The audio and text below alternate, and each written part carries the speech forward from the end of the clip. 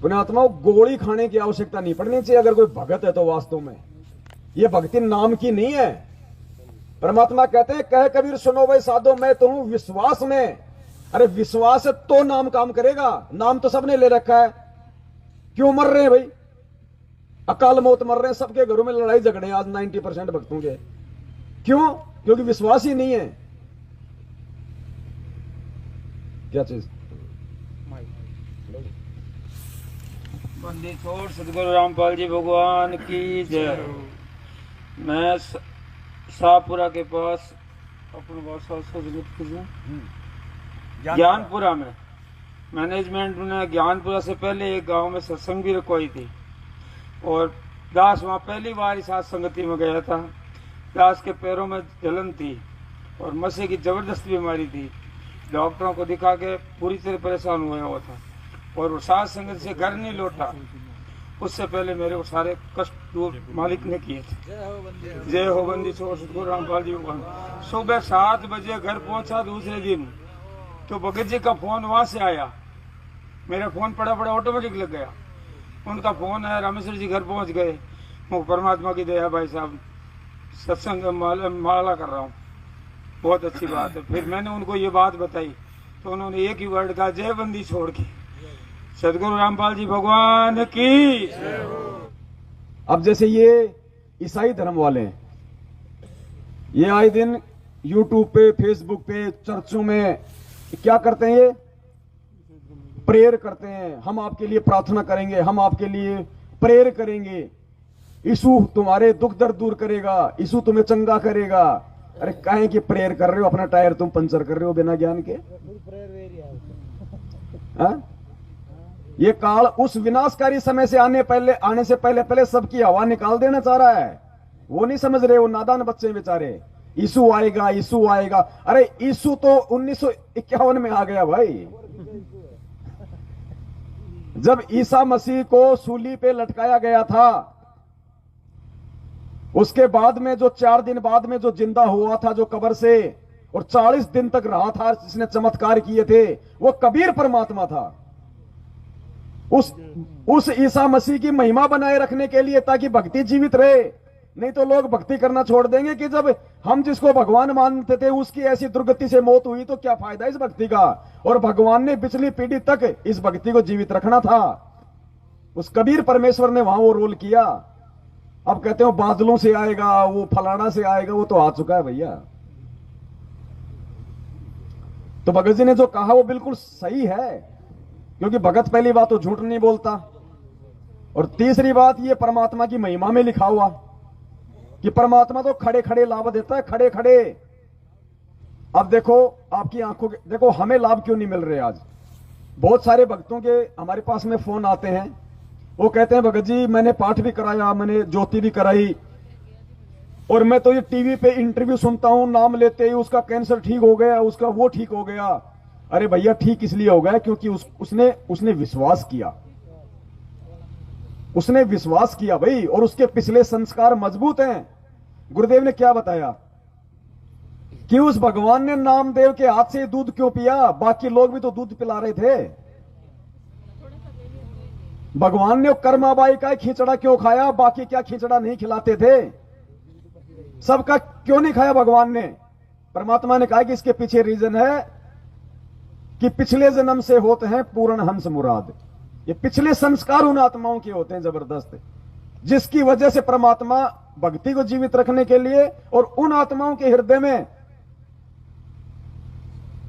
एक वो विश्वास बनाए रखने के लिए और आने वाली पीढ़ियों के लिए उनको एग्जाम्पल बनाने के लिए वो खेल खेलता है परमात्मा।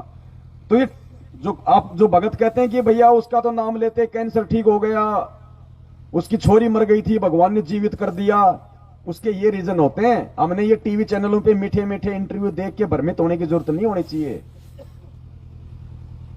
अब एक भाई था वो खाली इसी बात को लेके गुरुजी से रुस गया कि मेरे तो दुख ही दूर नहीं हो रहे। वो क्यों? बोलो गुरुजी तो कहते हैं जब ही सतनाम हृदय दर्यो भयो पाप को नाश, और जैसे चिनगारी अग्नि की पड़े पुरानी घास।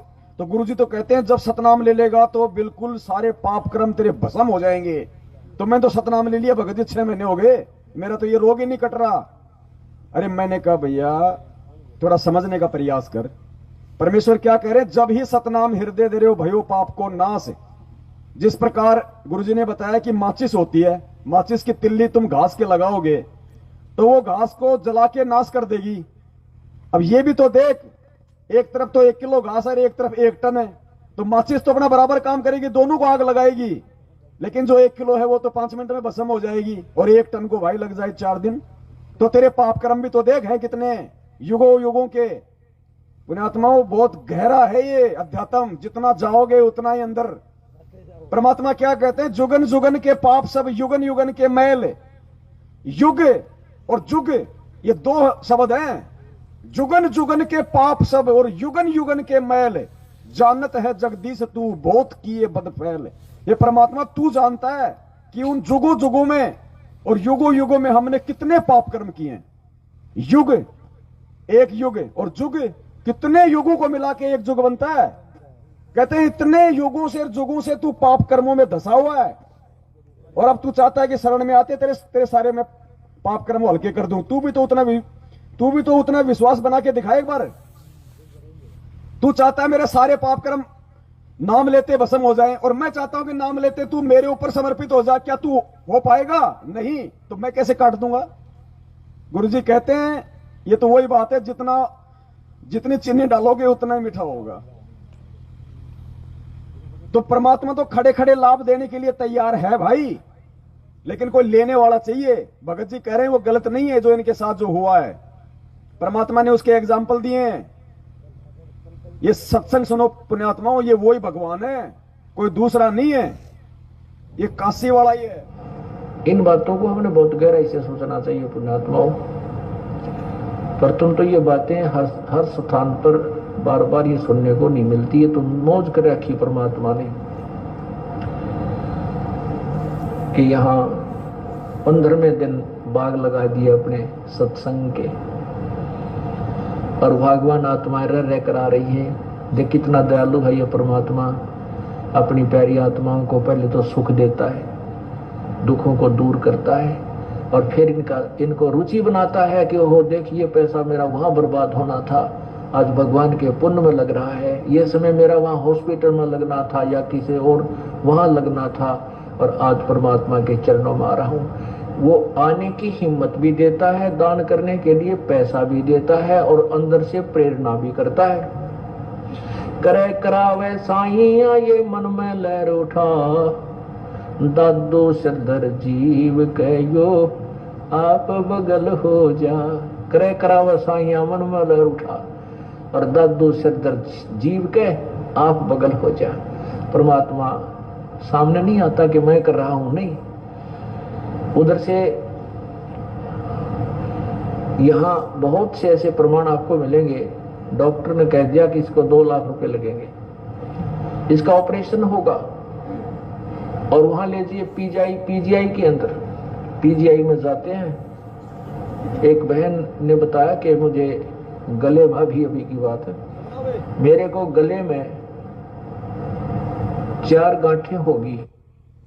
ध्यान से सुनना ये सत्संग, पुण्यात्मा वही भगवान है, और इसने जो लाभ दिया किसी जानवर को नहीं दिया, अपने भक्तों को दिया है, और हम भी उसी कैटेगरी के भगत हैं, सिर्फ विश्वास की कमी है।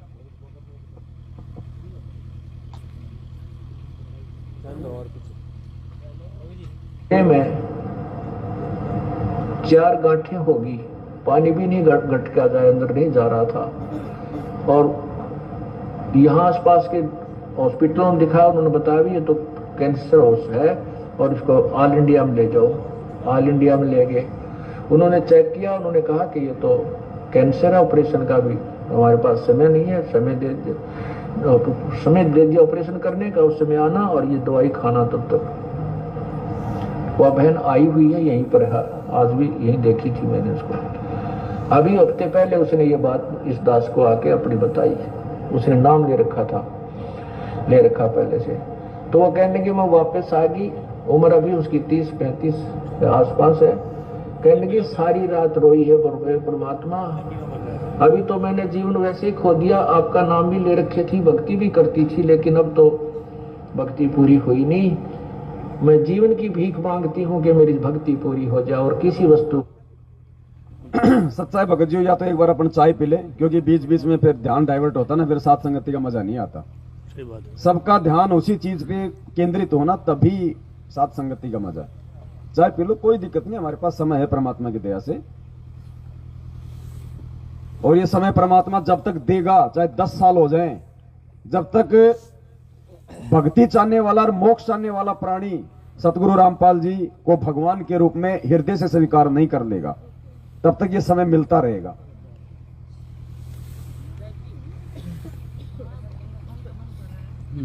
क्योंकि अब जब परमेश्वर आएंगे ना, तो ये ब्रह्मा विष्णु महेश के माता पिता नहीं दिखाएंगे,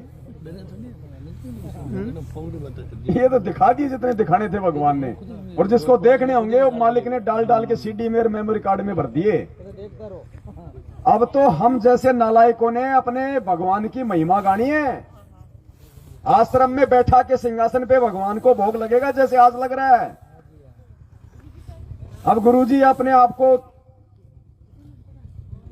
छुपाने वाला रोल नहीं करेंगे। अब उन्होंने अपनी पहचान करवा दी। भगत जी वो जनरेटर, अब तो परमेश्वर को भोग लगेगा जैसे यहां लग रहा है। भगत जी जनरेटर, अब तो मालिक राज करेगा पूरी दुनिया पे। चाय कॉफी। और परमात्मा कहते हैं, जय कोई माने शब्द हमारा, राज करे काबुल कंधारा। परमेश्वर के बच्चे ही राज करेंगे पूरी दुनिया पे। उन्हें आत्माओं सत्कर्म मान लेना, वो समय दूर नहीं है। अमेरिका का राष्ट्रपति भी अगर अपना राजकाज का सुबह देखेगा तो पहले गुरुजी को दंडोत करके फिर बैठेगा सीट पे। वो समय आएगा, क्या कहा परमात्मा ने, पूरे विश्व में जाएगा, सीमाएं समाप्त हो जाएंगी, ये टुकड़ों में देश रहेंगे लेकिन आर्मी हट जाएगी। वो समय आएगा, एक झंडा होगा, एक भाषा होगी, एक देश होगा, एक विधान होगा परमात्मा का। और पुण्यात्मा आने वाले समय में एक ही जयकारा होगा, बंदी छोड़ सतगुरु रामपाल जी भगवान की। ये गरीबदास जी का, स्वामी रामदेवानंद जी का, सब हट जाएंगे। ये हम भोग लगाते हैं। कई भाई कह रहे थे कि भाई भगत जी हम पहले ये नहीं बोलते थे। चलो अब आपको परमात्मा ने प्रेरणा के लिए आपने भोग आरती के अंदर वो एडिट कर दिया। बाकी हम तो जब गुरुजी जब बोल लेते थे कि हे कबीर परमात्मा, उन्हीं के अवतार गरीबदास जी महाराज, उन्हीं के स्वरूप फलाने महाराज, और उन्हीं के स्वरूप और पूज्य गुरुदेव स्वामी रामदेवानंद जी आप जी का भोग प्रसाद। तो वो कह रहे थे कि हम उसके बाद बोलते हैं कि हे परमपिता परमेश्वर सतगुरु रामपाल जी भगवान आप जी का भोग प्रसाद तैयार है। मैंने कहा भैया वो भी गलत है, वो बोलना भी गलत है। बोले जी कैसे? हालांकि उनसे बात हुई नहीं, लेकिन दास बता रहा है वो भी गलत है। अपने गुरुदेव को 3 को भोग लगाने के बाद लगा रहा है। ऊपर तीनों को भोग लग गया, दादा गुरुदेव को भोग लग गया, और फिर उसके बाद कह रहा है कि हे परमपिता सतगुरु रामपाल जी भगवान आप जी का भोग प्रसाद तैयार है। ये सर्वप्रथम इनको भोग लगेगा और इन्हीं को लगेगा। हमें क्या फायदा हमें दादा गुरुदेव को भोग लगाने से क्या फायदा? दादा गुरुदेव ने नाम दिया था, ज्ञान दिया था।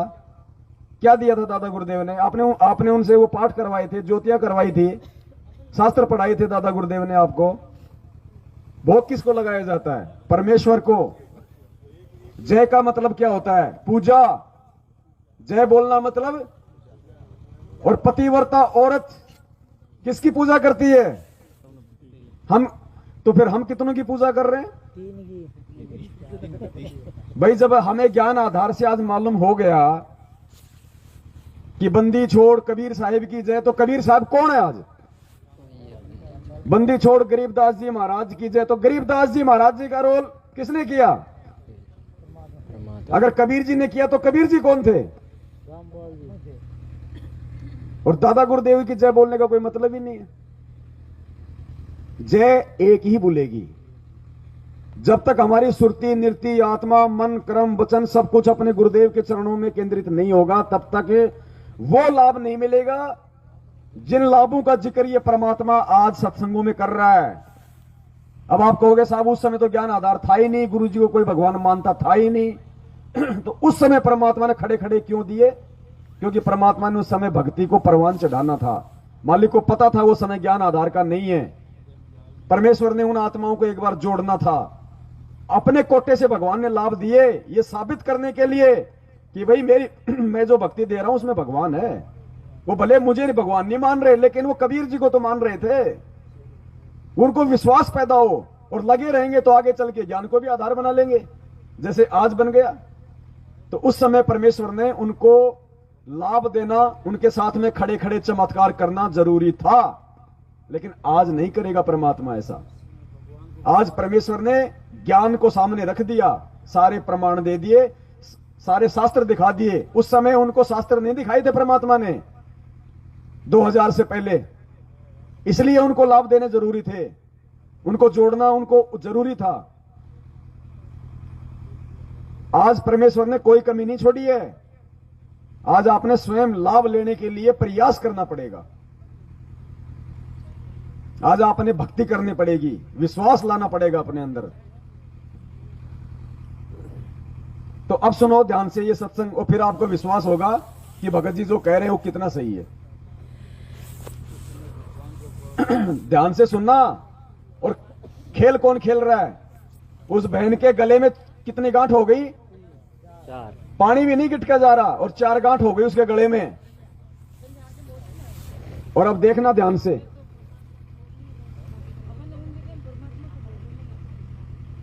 तो कि मुझे चाह नहीं रही, सारी रात रोई। ऑपरेशन मेरे को गले में थे।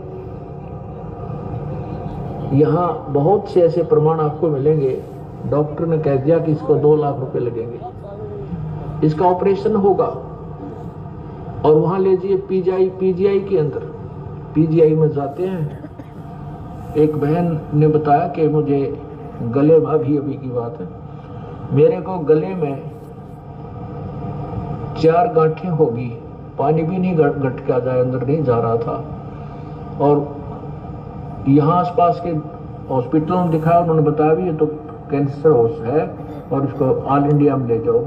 ऑल इंडिया में ले गए, उन्होंने चेक किया, उन्होंने कहा कि ये तो कैंसर है, ऑपरेशन का भी हमारे पास समय नहीं है, समय दे दिया ऑपरेशन करने का, उस समय आना और ये दवाई खाना तब तक। वह बहन आई हुई है यहीं पर, आज भी यहीं देखी थी मैंने उसको। अभी हफ्ते पहले उसने ये बात इस दास को आके अपनी बताई। उसने नाम ले रखा पहले से। तो वो कहने की मैं वापस आ गई, उम्र अभी उसकी 30-35 आसपास है। कहने की सारी रात रोई है परमात्मा, अभी तो मैंने जीवन वैसे ही खो दिया, आपका नाम भी ले रखे थी, भक्ति भी करती थी, लेकिन अब तो भक्ति पूरी हुई नहीं। मैं जीवन की भीख मांगती हूँ कि मेरी भक्ति पूरी हो जाए, और किसी वस्तु की मुझे चाह नहीं रही। सारी रात रोई, सुबह उठ गए। उसने पुण्यात्माओं अपनी जीवन रक्षा किस चीज के लिए चाहिए? भक्ति के लिए। भक्ति के लिए, बेटे के लिए नहीं कि मेरा बेटा छोटा है, मेरा छोरा नहीं ब्याया गया, अब ये भी धंधा शुरू किया है, 5 लाख रुपया कर्जा लेके लगाया है। ये नहीं कहा उसने परमात्मा से, हृदय से। परमात्मा भक्ति के लिए।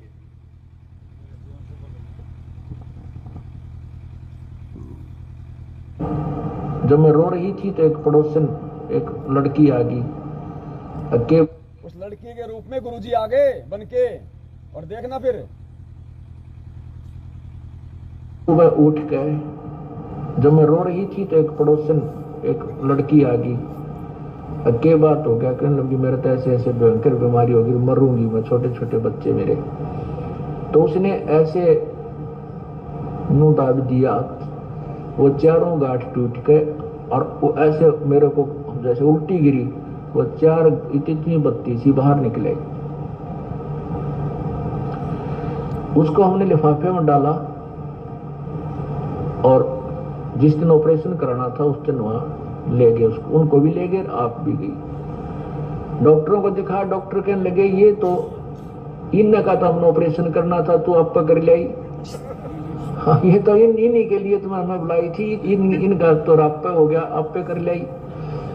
और ऐसे कहते मुंह बाग देखा वन्यारे जख्म ने, बोले जाओ ठीक हो जाएगी, अपना इंजेक्शन जो दवाई दे दी ठीक हो गया, अब कुछ नहीं, तेरा सब ठीक है। बोलो सतगुरुदेव की जय। अब वो बहन उसकी छाती बांध के देखो वह क्या सोचती होगी, कितना वो अपना कितना समय देगी मालिक के लिए। उसका जीवन दान है, ये परमात्मा की तरफ से एक्सटेंशन है। और वेस्टेज जो पैसा जो बता दिया वो न्यारा, और हाहाकार माजरी थी वह न्यारी। वो बहन यही खड़ी होगी मेरे ख्याल में, सुनीता आई हो तो खड़ी हो एक बहन, सुनीता बहन।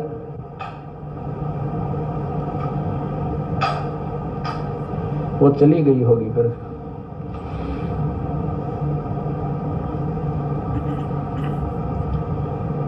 तो कहने का भाव ये है पुण्यात्माओं, अब कहते करे करावे साइया मन में लहर उठा। अब उस बहन की कितनी रुचि दान में भी, सेवा में भी आगे खड़ी रहा करेगी, सत्संग भी सुनने आया करेगी कि मुश्किल से भगवान ने दोबारा जीवन दिया है। तो ऐसे ही ये परमात्मा हमारे जन्म मरण के रोग को जड़ से निकालेगा। तो क्या बताते हैं, नर से तीतु पशुआ की जय गद्दा बैल बनाई, ये 56 भोग कहाँ मन बोरे, कहीं कुरडी चरने जाई। ये 56 भोग कहाँ मन बोरे। पुण्यात्मा बहुत गहराई से सोचा करो इन बातों को जो आपको बताई जाती है। कोई शौक नहीं है, हम कह रहे हैं तुम सुन रहे हो, ये कहन सुनन तक नहीं रखना। ये बातें कहन सुन की नहीं, ये कर पाड़ने की है। ये केवल सुनन तक सीमित नहीं रखना, इनके ऊपर कदम टू पॉइंट आपने चलने का प्रयत्न करना है। सहारा भी भगवान देगा, कबीर परमात्मा आपको सहारा भी देगा। हम उसी के सहारे से इस काल के साथ संघर्ष कर सकते हैं। जीव के बस की, जीव के कोई औकात नहीं है। कहते हैं ब्रह्मा का आसन खिसा जब सुनी काल की गाज। यो काल जब दहाड़ता है, गरजता है, ब्रह्मा जैसे, ब्रह्मा विष्णु महेश जैसे के जो है ना, उसके आसन भी थर्राने लग जाते हैं। और अर्जुन जैसा योद्धा देखकर उस काल को कांप रहा था, तो बाकी किसके विषय में कहें कि इस काल से कौन सुरक्षित हो सकता है। ये तो कबीर परमात्मा के सामने इस काल की दाल में ही गलती है, नहीं तो 21 ब्रह्मांड में ये सब के ऊपर प्रभु है। केवल कबीर परमात्मा के सामने ये नतमस्तक हो जाता है। उसकी चर्चा के जहां चलते वहां आसपास भी नहीं रहता। ये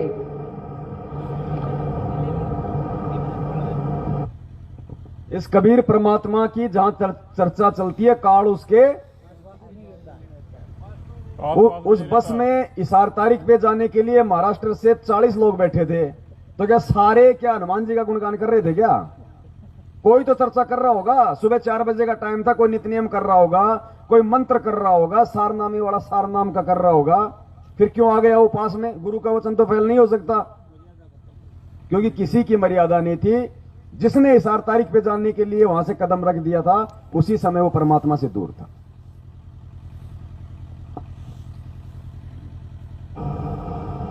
दादू साहब कहते हैं,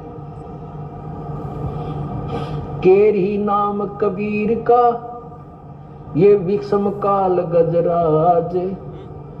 दादू भजन प्रताप से यो भाज्य सुनकर आवाज। जैसे आथी, ये परमात्मा की महिमाओं में लिखा हुआ है। गुरुजी कहते हैं ना, परमात्मा की महिमाओं में लिखा हुआ है। ये लाभ देना, ये उसके गुण हैं, ये दिए भगवान ने, और आज भी दे रहा है और आगे भी देगा अगर कोई लेने वाला होगा तो। एक और सुनो एक बहन का, पुण्यात्माओं रोंगटे खड़े हो जाएंगे। फिर मालूम पड़ेगा आपको कि सतलोक आश्रम बरवाड़ा में हॉस्पिटल किसने खुलवा रखा था, गुरुजी ने या उन काल एजेंटों ने?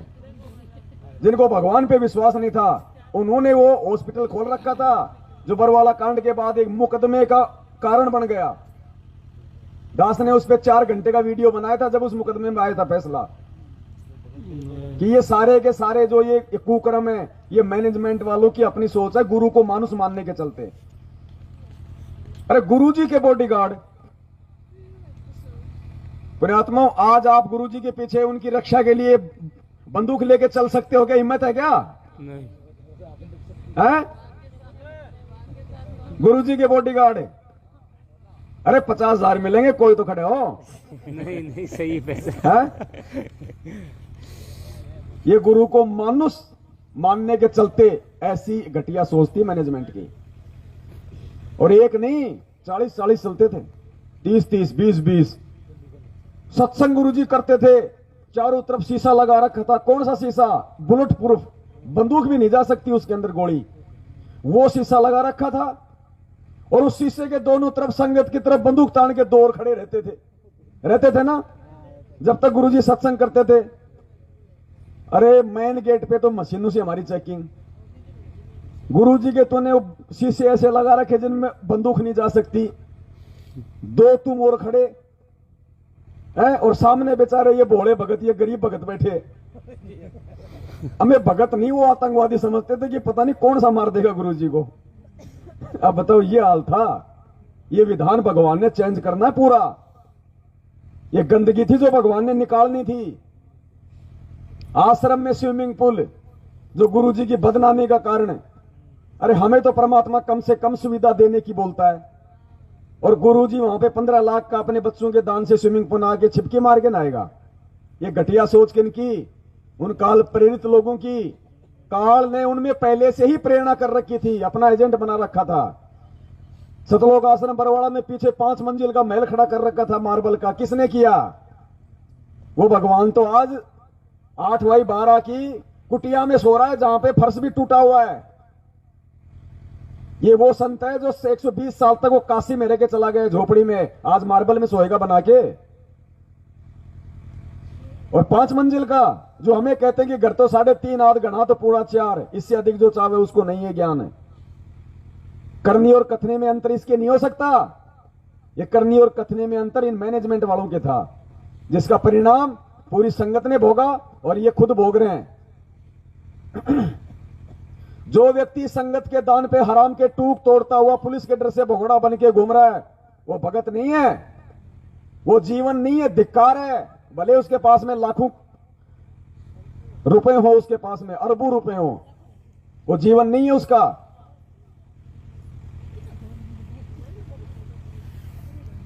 आज वो सबके सामने आके बैठ के आज वो संगत को कोई संदेशा नहीं दे सकता। देखा आपने कभी उसको संगत में? अरे गुरुजी के असली बेटा बेटी कौन है? खुद का बेटा तो भगोड़ा बन के घूम रहा है, वो बेटा है। आज उसकी दोहरी जिम्मेदारी थी। अगर वो समझता कि गुरुजी मेरे शरीर के बाप है, तो नालायक तेरा तो 2 तरीके से हुआ बाप है, शब्द का भी और बिंद का भी। अगर तू मानता तो तेरी तो हमारे सत्सेवकों से भी डबल सेवा होनी चाहिए थी। आज चाचा ने टुकड़े फेंक रखे हैं, आराम से घूम रहा है भक्तों के, कभी कहीं 20 दिन, कभी 10 दिन, कभी होटलों में। दाढ़ी बढ़ा रखी है छोटे वाले ने बड़ी बड़ी, भगोड़ा है ना। पुण्यात्माओं बहुत, अब क्या बताए दास यहां पे। ये परमेश्वर ने दया की, कैसे सद्बुद्धि दी भगवान ने, जो उस गंदगी से हमें निकाल दिया। छोटा लड़का गुरुजी का 1 साल पहले गुड़गांव गया किसी भगत के, रात को छोरी छेड़ दी उसकी। ये हाल है इनका। 2 अक्टूबर को दास ने पीला पर्चा डाला था आप सबको। हरियाणा के सोनीपत का नामदान के अंदर रणवीर, माता बहनें आती थी नाम शुद्ध करवाने, नंबर ले लेता था, रात को बातें करता था, ऑडियो वायरल हो गई। महेंद्र भगोड़े ने गुरुजी का नाम लेके उसको नामदान केंद्र से हटा दिया, नामदान केंद्र भी बंद करा दिया। और आज उसका पीला पर्चा आ गया कि गुरुजी ने उसको माफ कर दिया, सभी जगह उसकी एंट्री हो गई। मध्य प्रदेश के धार जिले के नामदान केंद्र पे हमारी भूरी बहन जो कि भील समाज से थी, अपने 3 छोटे छोटे बच्चों के साथ नाम शुद्ध करवाने गई थी। 8 दिन तक उसी नामदान केंद्र के ऊपर उसका बलात्कार हुआ। वो एफिडेविट मैंने आपको दिखाया ना 3 घंटे के लाइव वीडियो में। उसके पति ने जाके पुलिस में रिपोर्ट करी।